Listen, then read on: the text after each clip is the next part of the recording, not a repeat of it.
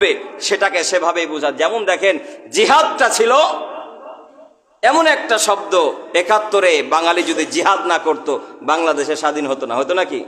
এই জিহাদটাকেই মুক্তিযুদ্ধের কাছে নিয়ে গেল এরা, ত্যাগী মুক্তিযোদ্ধা। আর একই জিহাদ যখন তালেবান করলো তখন তাদেরকে বানাই দিল জঙ্গিবাদী। কথা বুঝেন নাই? নিজের মাতৃভাষা রক্ষার জন্য ৭১-এ আমার বাপ দাদা ১৪ গোষ্ঠী রক্ত দিল, তারা ইতিহাসের শ্রেষ্ঠ সন্তান হলো। পক্ষান্তরে মুসলিম সম্প্রদায় তাদের ইতিহাস ঐতিহ্য রক্ষার জন্য, তাদের পূর্ণ স্বাধীনতা ইসলাম প্রতিষ্ঠা করার জন্য যখন জিহাদ করতে গেল, একই জিহাদে এক দল পাইল ট্যাগ মুক্তিযোদ্ধা, ভিন্ন আর এক দল পাইল জঙ্গি। এটাই হলো বুঝের কমতি। কথা কি বুঝাইতে পারলাম? জিহাদ তো জিহাদ, জিহাদ হলো একজন মানুষের অধিকার আদায়ের মূল পথ। একজন আপনাকে কাজ করেছেন, বেতন দিচ্ছেন, আর কলারটা ধরে বেতন নেওয়া, এটাও জিহাদ।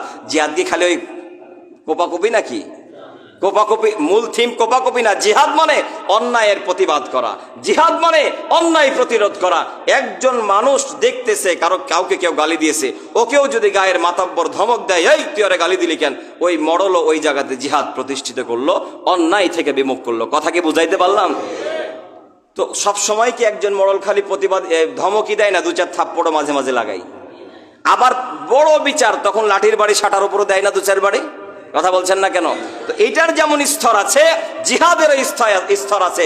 প্রয়োজনে কাউকে হাত দিয়ে মানা করব, প্রয়োজনে কাউকে মুখ দিয়ে মানা করব, প্রয়োজনে অর্থ দিয়ে নিষেধ করব, প্রয়োজনে তরবারি ধরে রক্তক্ষয়ী যুদ্ধ করে বিজয় করতে হবে। এটা হলো জিহাদের স্তর। আমি কি বুঝাইতে পারলাম? জিহাদকে এত কঠিন ভাবে ভাবার কিছু না। জিহাদ হচ্ছে মুসলমানের অধিকার আদায়ের ঐতিহ্য, একটা সম্পদ, একটা সম্ভ্রম রক্ষার ইতিহাসের ঐতিহ্য। জিহাদকে নিয়ে ভিন্ন চিন্তা করার দরকার নাই। শবে বরাত যেটা বলতেছিলাম, এটা শব্দের ভিন্নতা, উদ্দেশ্য কিন্তু এক।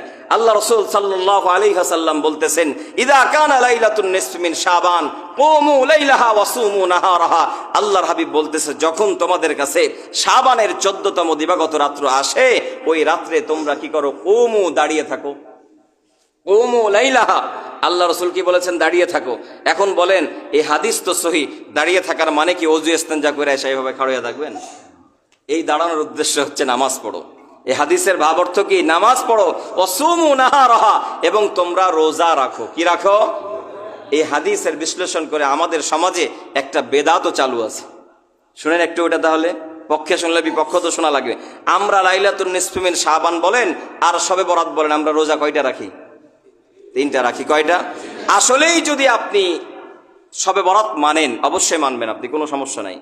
সমস্যা হচ্ছে শবে বরাতকে কেন্দ্র করে হালুয়া রুটি করে নির্ধারিত ইবাদতকে লেখা, এতবার সূরা ইখলাস পড়বি, এতবার অমুক পড়বি, ততবার অমুক পড়বি, এই নির্ধারিত জামাতবন্দি হয়ে ইবাদত করা, এটা হলো বেদাত। কিন্তু আল্লাহ রাসূল যে লাইলাতুন নিসফি মিন শাবানের ফজিলতের কথা বলেছে, এটা পৃথিবীর ইতিহাসে কোনো ইমাম এটাকে অস্বীকার করতে পারবে না। তাহলে দেখেন যে আমরা রোজা রাখি কয়টা? 3টা। কিন্তু আল্লাহ রাসূলের এই সহিহ হাদিসের বর্ণনা অনুযায়ী কুমু লাইলাহা, রাত্রে দাঁড়াও, ওয়াসুমু নাহারাহা, পরের দিন সকালে রোজা রাখো। তার মানে রোজা কয়টা বুঝাই? কিন্তু আমরা রাখি কয়টা? 3টা। এবার আসেন, এইটা আমাদের অজানা বশত ধারাবাহিকভাবে আমরা শবে বরাতের রোজা 3টা করি। আপনি শাবান মাসে এটা 2টা বিষয়। তৎকালীন সময়ে যে আলেমদেরকে দেখেই তো আমরা ইবাদত শিখি। কি বলেন? আমাদের এখানে যারা মুরব্বী ছিল তাদের ইবাদত দেখে আমরা অনেকে নামাজ শিখছি না? শিখছি কি শিখছি না? দোয়া কালমা শিখছি কিনা? তো এই সময়টা আইয়ামে বীজ আল্লাহ রাসূলের একটা গুরুত্বপূর্ণ সুন্নাহ ছিল। তিনি প্রতি মাসে 13, 14, 15, প্রতি চাঁদের মাসের 13, 14, 15 তারিখ রোজা রাখতেন। বুঝেন? প্রতি সারা বছর, এটা শাবান আর রজব বলে না, সারা বছর তিনি এটাকে আরবিতে বলে আইয়ামে বীজ। কি? আইয়ামে বীজ। এখন লাইলাতুন নিসফি মিন শাবানের রোজা হচ্ছে 15 তারিখ। কয় তারিখ? একটা। আর উনি রোজা রাখতেন 13, 14। এই যে 13, 14, 15 মিলল কিনা?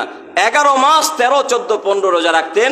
এই মাসেই শুধু 13, 14 হলো আইয়ামে বীজের রোজা, আর লাইলাতুন নিসফি মিন শাবান রোজাটা হলো 15 তারিখ। তারিখের সাথেও 13, 14, 15 মিলে গেল। অতএব আমাদেরকে জানতে হবে লাইলাতুন নিসফি মিন শাবানের রোজা হলো কয়টা? একটা। কেউ যদি ফজিলত হাসিল করতে চায় এটা, কিন্তু কেউ যদি যখন এটা কড়া করে বলবে শবে বরাতের রোজা 3টা তোমাকে করতেই হবে, তখন এটা বেদাতের পর্যায়ে চলে যাবে, বাড়াবাড়ির পর্যায়ে চলে যাবে, কারণ আমলটা হলো নফল। আপনি বিনয় করতে পারেন যে ভাই তুই যদি ওভার টাইম করিস তাহলে তুই টাকা একটু বেশি পাবি, ভাইরে নফল ইবাদতগুলো করো, আমিও করি, আমাদের সওয়াব বেশি হবে। এইটা বিনয়ের সাথে বলতে হবে। এটা নিয়ে পাড়াপাড়ি করে বলার অধিকার আল্লাহ শরীয়ত আপনাকে দেয়নি। আমি কি বুঝাইতে পারলাম? 2 নাম্বার বিষয় হচ্ছে আম্মা জান আয়েশা সিদ্দিকা রাদিয়াল্লাহু